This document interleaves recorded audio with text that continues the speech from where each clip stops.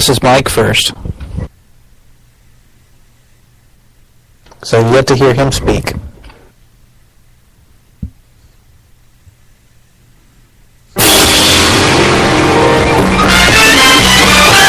Oh, Morgan.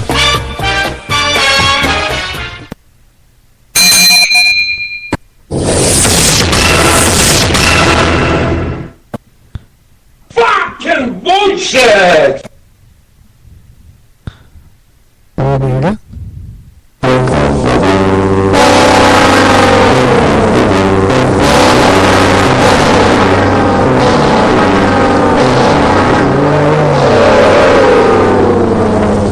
Here's the thing. I hit the button and we're live on the air right now. And, Really? Yep. Alright, well, it seems that Omega BR has stepped away from the microphone and I am having fun with my soundboard, so, I'm just gonna hit our theme song. We're gonna pretend this never happened. It happened. I'm doing it! No time for joking around. It's quiet, down on shadows. And the best of my weekend was always no laughing loud. You're back to wrong. To track down blue. Happy times if you only listen to fucking bullshit. Get serious. Oh, whoa. Get serious. Oh, whoa. Get serious. Enough. Alright, everyone, welcome to Get Serious number 90, episode 90, and I am Gunner, and that is Yankum DDS. Hello there. And Omega's going to be joining us at some point during this week, but until then, I'm going to get with the news.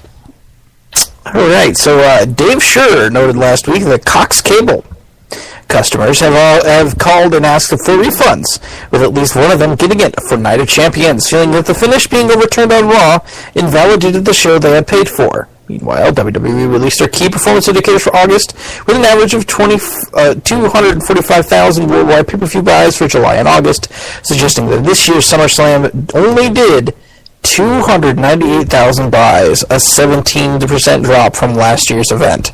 Who's surprised? No one is surprised that the buy rate is down compared to last year. I think everyone is probably surprised that the cable company is actually giving people their money back about the result from a fake sport being fake overturned the next night on the show. That is ridiculous. If that's the case, I want my money back. Not dead. No, I want my money back for the finish of every Child's Play movie after 2, every Halloween movie after 3, and all the Freddy Krueger movies, all of the Nightmare on Elm Street movies after the first one. I want my money back.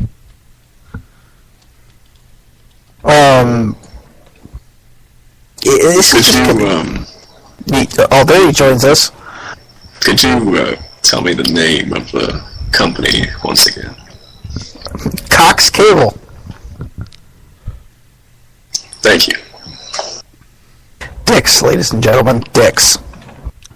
Dicks. Well, yeah, I guess they're kind of not being dicks, that they're actually, giving in to these customers, but at the same time, they're idiots.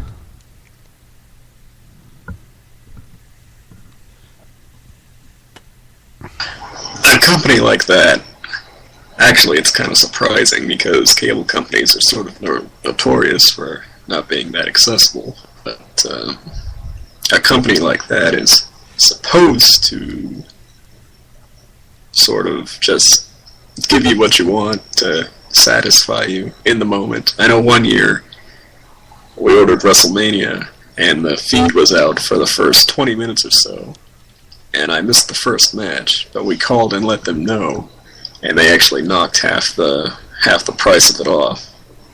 So got to see WrestleMania for lower than a regular pay-per-view, but obviously they're not in a good place right now in terms of, they can't really afford to lose a lot of people. So I don't know. Refunding a show that's already happened is kind of strange. I can understand if the feed was out, that's actually perfectly understandable that they would give the money. The feed was out, you couldn't watch the show you paid for. These people watched the show, decided they didn't like it because the result was overturned the next night, and decided they should get their money back. No.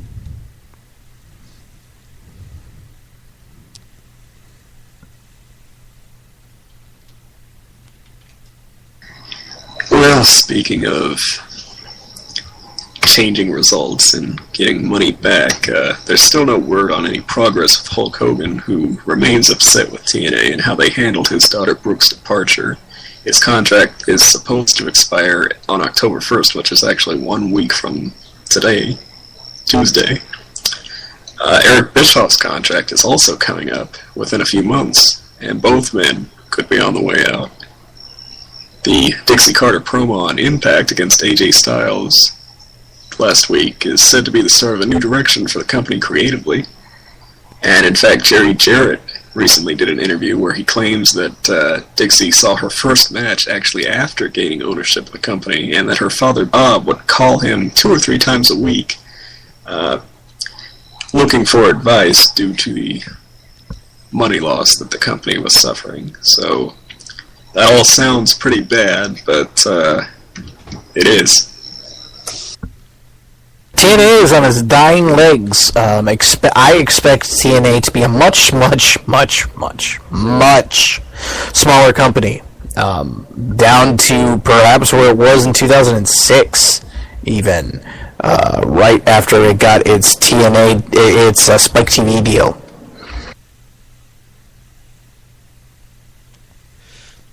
The way I see it, I'll wait and say this for later in the show, but TNA really needs to gain some self-awareness. We have been saying that TNA is dying for years now, and it's still around, so... Yeah, it's true. Speaking of things... Just to clarify, though, people have been saying it for years, whether seriously or not, but they've never suffered these kind of problems before. They're on the road and they're losing money. They're getting if you're thinking about dropping the contract of Hogan and Bischoff, and you're telling guys like AJ Styles that they need to readjust their contracts, and they're letting other people go, and this and that, and they've gone to 4 pay-per-views. All the factors right now suggest serious problems, things that haven't happened in the past. So this isn't things reminiscent of WCW 2000. Or even ECW. Yes, ECW more similarly. Speaking of things that were in financial straits and purchased by this particular person, Stephanie Levesque continued her recent unloading of WWE stock by selling 5,468 shares on 9/13 at a price of $10.12, and another 14,516 on 9/16 for a price of $9.99. The lower price Monday came after WWE released downward guidance for the rest of 2013 after the market closed on 9/13. She netted over $200,000 for the most recent sales. Since May of this year, she has now sold 1,441,000 shares of WWE stock, according to SEC filings. That's going to be a big tax bill. All this stock recently that she's selling, I wonder why. Well, often it looks suspicious, but if I were to take a guess, it's going to be something really stupid. Like like, for example, somebody brought it up earlier before we went on air that perhaps she was going to give it to Linda so that Linda can make another run? Which is dumb. Beyond dumb. There's no possible way. I don't even think she could win a primary at this point. Well, I agree with you. You can't sit here and say that, she's tried over and over and over again to actually get into this thing. Here's what I think. I think maybe the fact that she has 3 kids now might be looking at number 4 sooner rather than later. I think this is more about financial security in a way, because the stock isn't doing great, like we said last week. So to have that money in the bank rather than in the market, for children's futures, college, that kind of thing, maybe. Yeah, it's definitely not doing good if she sold it at 10.12 and then sold it 3 days later and got 13 cents less for it.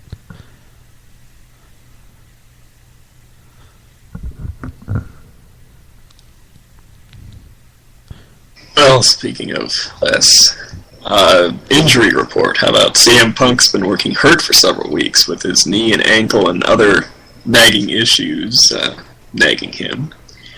He was apparently at an AFI concert last week during Raw while trying to rest up, which is, why they haven't had him wrestling a whole lot on the live events either. Rob Van Dam is scheduled to take a break sometime in October. We mentioned before his current contract calls for 90-day blocks of work and then short breaks in between the blocks. Jack Swagger wasn't on the Canadian shows as his recent marijuana arrest prevented him from entering that country. And how about Michelle and McCool and The Undertaker recently worked out at the Performance Center, many noting how great McCool looked, even better than her wrestling days. There were actually serious talks to bring her back last year, which might reignite as WrestleMania 30 looms in the distance. Not surprising for RVD. I think that Legends contracts should be similarly structured. I had come up with an idea a long time ago where you would have seasons of superstars where, you would have 4 sets of rosters essentially, and on each roster you would have a set of guys, that would be on the top and the middle and on the bottom, and, they would go for 9 months a year, and then they would disappear for 3 months, and then they would come back to keep healthy and whatnot, and to have time to themselves, etc. And from what I'm reading from this Rob Van Dam thing, it sounds like he's got something similar to that, and that's a really, really smart thing, because then you can go rest up, feel better, and then jump back on the road. And that's a good thing, as long as he's keeping healthy and not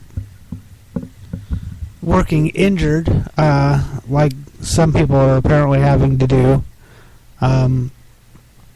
Good for him. And he managed to get that into his contract. Bully to his agent, who was able to work that out. I'm kind of surprised WWE went for that. Breaking news. Just so you all know, the iPhone, the iOS 7 makes your iPhone waterproof.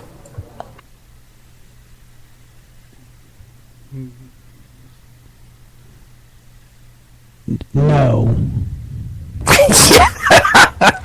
Yeah, it's an advertisement. It says it makes it waterproof. Alright, moving on to more wrestling stuff. What about that Michelle McCool? Her possibly coming back. Michelle McCool is only good with Layla.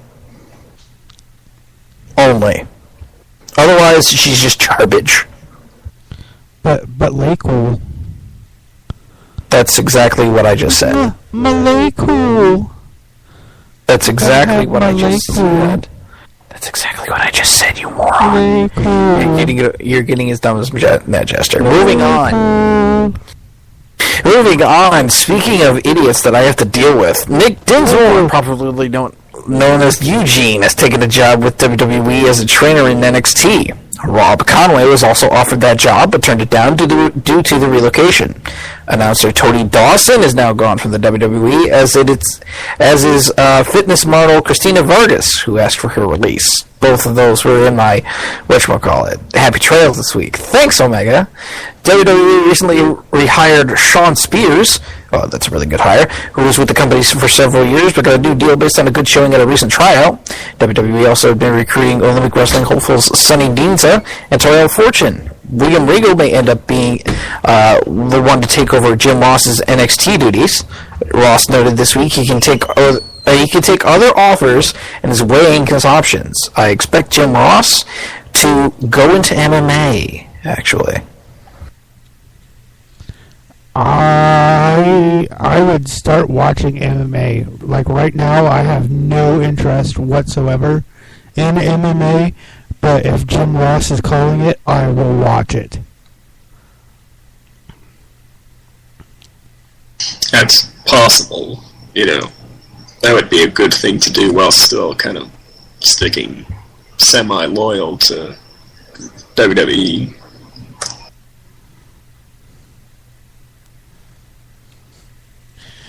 By God, he's got him in that triangle choke.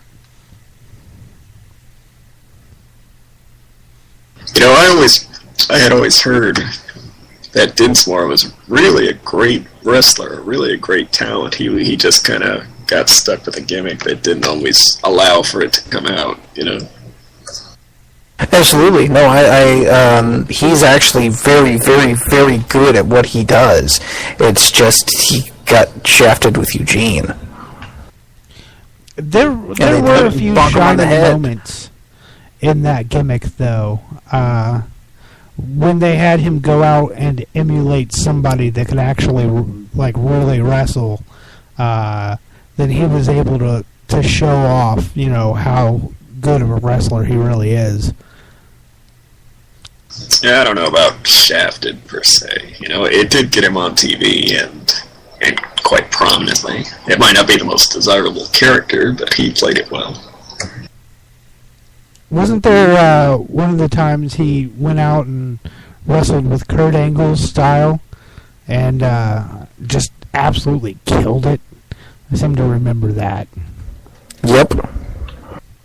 That was the thing. I don't remember who it was he was wrestling, though. Hopefully we'll see those Olympic wrestling people come in and William Regal, you know, replacing Jim Ross. And good for Sean Spears, because Sean Spears is a hell of a guy.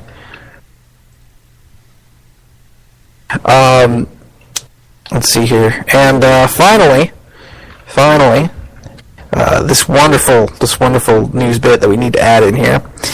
Capri Sun, good stuff, is running a new Kids vs. Pro promotion, with John Cena being one of the pros.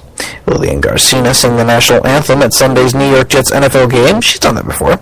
Interesting to note that they are 8-1 in games where she has done so. The WWE 2K14 roster has been revealed.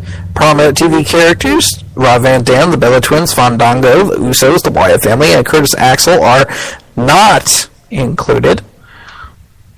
But Corey Ledesma claims Axel, Fandango, Langston, and a diva would be DLC. Alicia Fox, DLC. Who's ready for that?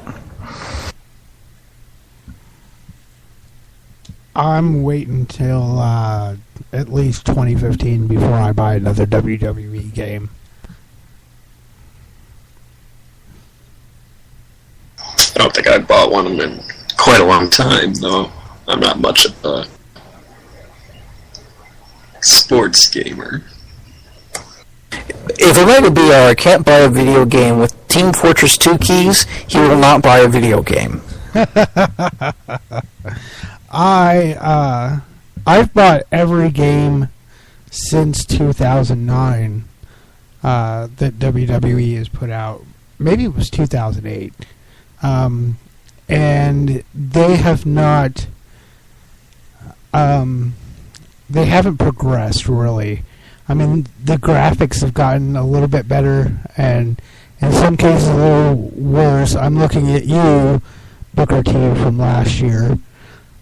But as far as like gameplay and the mechanics and how well the season mode works, there hasn't been a whole lot of change, even for the worse. Like, they just haven't done anything with it.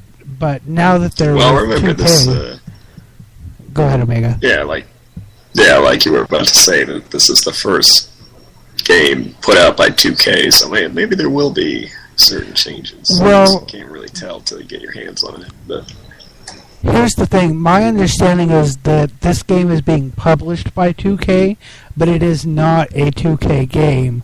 It was put together by Ukes, and what were they under? I think it was THQ that they were they were underneath, and then THQ went out of business, and Ukes is pretty much gone. So this is still a THQ and Ukes game.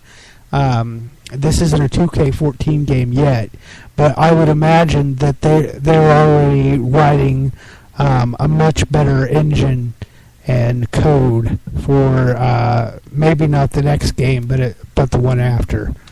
We'll see what happens with it, because now they've got a whole new console generation to look at and build on.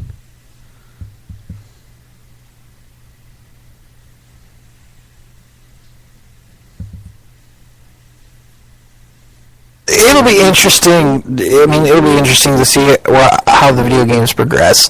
I mean, the newer generation. I want something a little revolutionary from 2K, and I'm expecting it next year. Alright, so that's it for the news.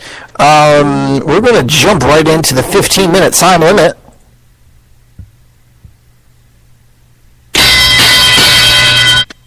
This week, we are going to talk about everything but WWE. Everything but the WWE. TNA, ROH, Chikara / Ashes, PWG, New Japan, etc., etc., etc. So, with our resident Chikara expert and independent promotion follower, Omega, what has been going on in the independents as of late? Well, it's been a while since we had one of these sort of states of independent wrestling, and not a whole lot has changed, to be honest with you. I think we're all semi-aware, at least, of the plight that TNA tends to find itself in. In fact, why don't we start with them? We kind of mention it every week in our little news blip, but, TNA in sort of a state of decay, the possibility that Hulk Hogan and Eric Bischoff are on the way out. Top talents like, certain, not top necessarily, but certain talents like Mr. Anderson and Mickey James on the way out or already gone. Other talents like AJ Styles, who I was thinking of, being asked to restructure their deals. Styles, by the way, remember, is only on an extension. He still has the end of the year to actually re-sign. And then, of course, there's always that elusive Sting deal where, Sting has the possibility of staying one more year or possibly going for that dream WrestleMania one last bid type of thing with WWE. So, TNA obviously losing a certain amount of money, more than they have in the past, by going on the road. Pay-per-views, they only have the 4. And while the pay-per-view themed Impact episodes have done well, at least better than an average episode of Impact, it's still very much in that 1-0 range that doesn't really change. So the way I see it, TNA has about 2 options. They can either accept what they are and find a centralized location again, be it in Nashville or Florida or Las Vegas. Probably isn't going to happen because the cost will be too much to fly people in and out, and there's no guaranteed, even though it's a tourist destination, that there's no guaranteed audience. And they can do that, and they can kind of accept that they are not a competitor to WWE, and they can work on providing better in-ring action, which I think they pretty much have pretty consistently throughout a lot of their lifespan. And they can maybe look at certain independent wrestlers and sign them on and get people excited about them. Basically accept that they are a 1-0 company and, embrace that and just try to put out a great product, and in doing so, hopefully make a profit that will be maybe not what they want it to be, but at least satisfying for everyone. At least everybody will get paid, and, at least it'll be a successful, somewhat sustained business. Or they can go on. They can keep being the sort of sinking ship that they are. They can keep doing things their way. If you watch any of those bar or restaurant rescue shows or anything like that, it basically boils down to, you can keep doing it your way and die in a few months, or you can make the change and maybe survive. And that's basically what it is. If they keep doing things their way, they can beg Hogan to stay, they can beg Bischoff to stay, they can give them what they've already given them, which is basically everything. And, they can let guys like Styles go, and, when it finally gets too much and the debt is too deep, then, it'll be what it is. It is what it is. So that's, at least on the TNA front, I think that's where we're at. TNA, for me, I agree with a few of your points there, but to me it looks like this, right? I see TNA going, if this cost-cutting stuff doesn't work, which it probably won't, because they probably amassed way too many debts going on the road, and it was a huge mistake for that to happen. Mind you, it was really good to get out of the impact zone, but it was bad because holy shit, look how much money it's costing them. If you keep doing things, if they shrink back down to the 2006 level, like I had suggested earlier in the show, I believe that they would be able to get to a point where they would be sustainable again. And if they just kept it there and were acceptable and did their 1.0 and, didn't really go anywhere, didn't really do anything, and just kind of hung tight, essentially, until wrestling as a whole in the business world got bigger, then that'd be okay. I don't see the Carters in the wrestling business 12 months from now. And that isn't me saying that as some sort of, smarky speculation. I'm saying that from a logistical business sense. And historically speaking, they will not be in business 1 year from today.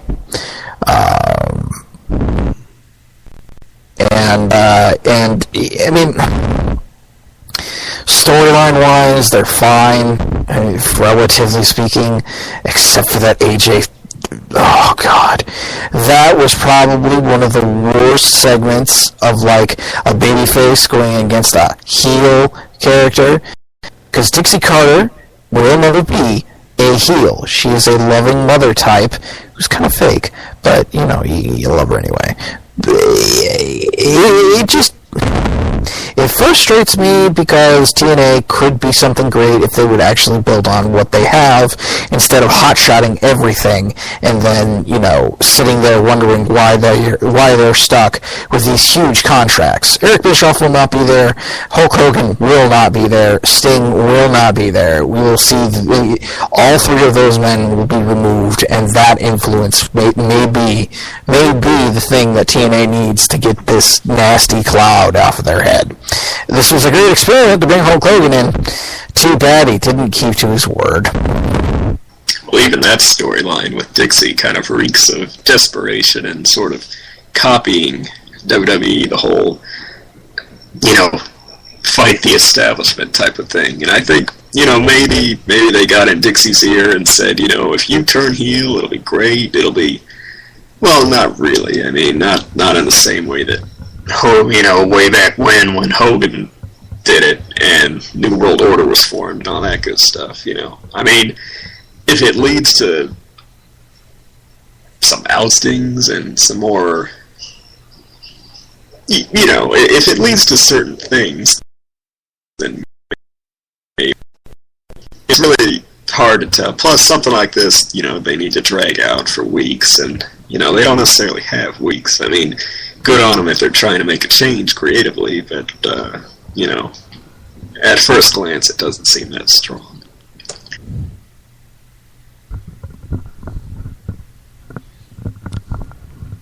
Alright, well, why don't we talk about Ring of Honor, which is the number 3, I think most people would say. Yeah, it's arguable at this point. I mean, you know, technically speaking, by default, it's the number 3. If you were to tell me something earlier this year, you know, before Chikara decided to go belly up, quote unquote, I would say Chikara is actually number 3 at this point. But at the same time, that's another one that obviously Chikara is dead but not buried. You know, there's a certain series of videos out. Well, first of all, there's the training school is still up. There's the Wrestling Is promotions, which are somewhat affiliated. Well affiliated, but, you know, not exactly the same thing. There's the they are releasing these videos, Ashes, with the latest one featuring Icarus watching the Dragon Gate USA show and confronting Chuck Taylor in the parking lot, saying they can't just let this thing die. And so basically it isn't dead, fully dead. They are doing something's in the works. It hasn't been the best way to go about it. You know, they're not really telling anybody anything, so you might as well just watch it and roll with it. But back to Ring of Honor, you know, Ring of Honor kind of suffering from a string of losses. They did just crown a new champion in Adam Cole. In my mind, Ring of Honor, you know, I'm not the biggest ROH follower, but in my mind, I think what they need to do is sort of start to... well, they need a new direction, and obviously Adam Cole is a new direction, but they also, I think, they need to keep their eye very much on some of these goings-on, because let's say that TNA does go under, then I think a majority of those people would kind of look to Ring of Honor before they'd look to WWE, because WWE doesn't seem that interested in a lot of TNA people, and plus a lot of the big names in TNA came from Ring of Honor. You know, your Samoa Joes and your AJ Styles and Chris Daniels and such, and, you know, there's nothing really keeping them from returning, you know what I mean?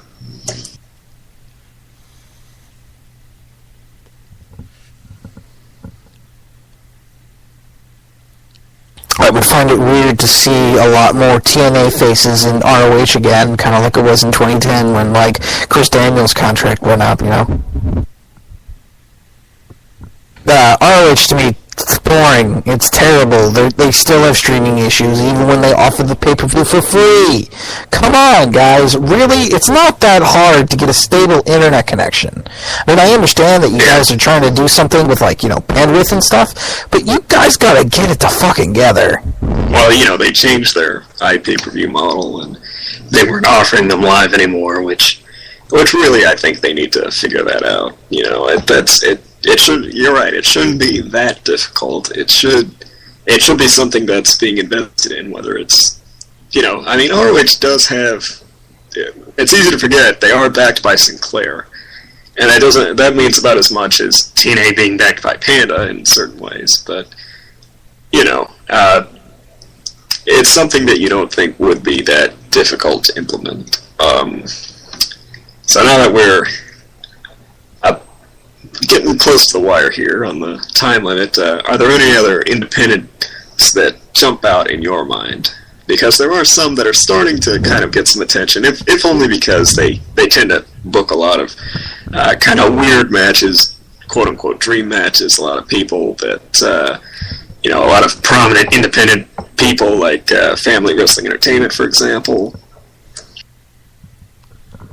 PWG, obviously, you guys need to check that out. Chikara up here. I really haven't been paying attention too much to anything beyond, like, you know, the normal stuff. Beyond Wrestling, there's one. Oh, yeah, that's a good one. What about our good buddies over at Interspecies? Interspecies Wrestling still going on. You guys can go check those guys out. Let's see. I believe they just had their latest Burger King of the Ring event.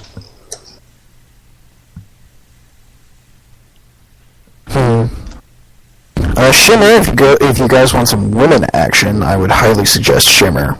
Dave Prazak does a really good job with that company. You know, that this was supposed to be a state of indie wrestling and everything, but, you know, when you think about it, a lot of these companies are kind of just holding strong, you know, not really in trouble, not really, you know, gaining more ground. You know, a lot of mainstays like Interspecies or Shimmer or Shine for that matter, still doing pay-per-view, Evolve and Dragon Gate, which, you know, you don't really, you know, still doing shows and still same talent, same quality, but, you know, again, you don't really, none of them are really rising to a higher level of prominence, which, you know, it's not their fault. I think we're just kind of in a period where, you know, some of the other people, more attention is being paid to the people on top still, if only because they're starting to kind of falter. But I think it would be interesting if, say, TNA did go under, and then you have the TNA roster looking for work other places. And, you know, I think, like I said, Ring of Honor would probably be the first place, but then, you know, some of these other places might be able to pick some of them up.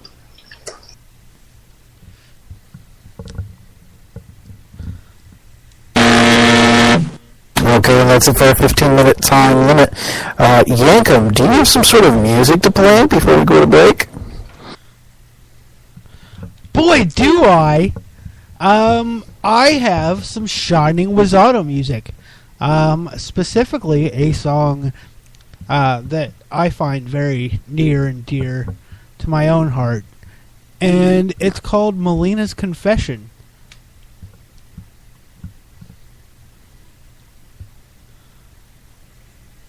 Hey John Morrison, this is Melina. I know that you've seen me getting pretty obscene with all the boys in the back and all your bros.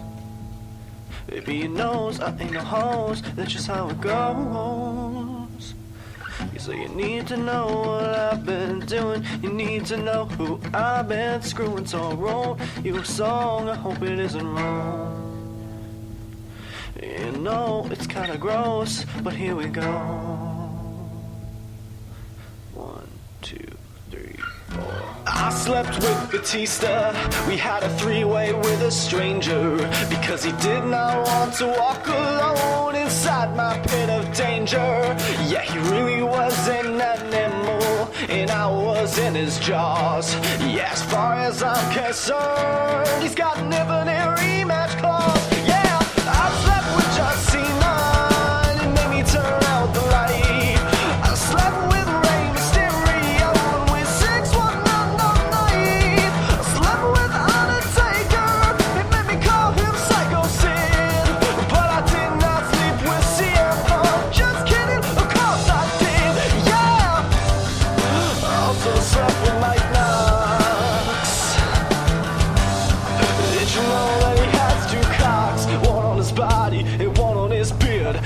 pretty weird, yeah. I used to do Hulk Hogan, but then he crossed the line, and I did it with St. once, but then he dropped me on my spine. I slept with Alex Riley, and then I held him while he sobbed, and I hooked up with Triple H, so you know I was doing the job, yeah. I also slept with Mike Knox. Did you know that he had two cocks, one on his body and one on his beard? It was pretty weird, but I went with it. Don't cry, Johnny, don't cry. I never meant to make you feel so bad. I still love you, kinda. Just a little. Hey, that's my lunch. Give it back. Don't eat it.